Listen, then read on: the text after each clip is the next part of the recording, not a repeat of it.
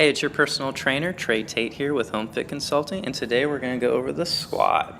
So the squat is a lower body push and helps develop the leg muscles, including the almighty glutes. I like to do it goblet style because it kind of helps with core stability. So grab your kettlebell by the horns, elbows in tight, nice little belly slap, make sure the core is braced, and with a flat back, the hips push back and then descend in between the legs. You drive your feet in the floor and come back to a standing position. You can also use a dumbbell as well, but just make sure the shoulders are away from the ears and that the knees are tracking over the toes as you descend into the squat. So a common fault you'll see is valgus knees or the knees caving in. That can cause a lot of shear force on the knee.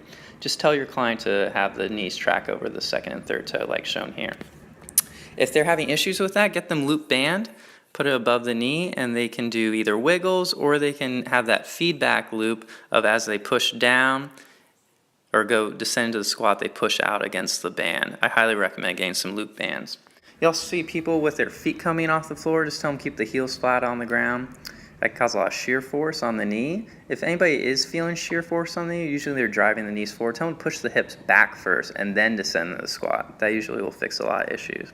Another issue is that the low back hurts when people are squatting. Usually they're overextending the low back. Make sure they glue down that rib cage, blow out those birthday candles, and are braced during the squat. So the best way to progress the squat is to start with a sit to stand.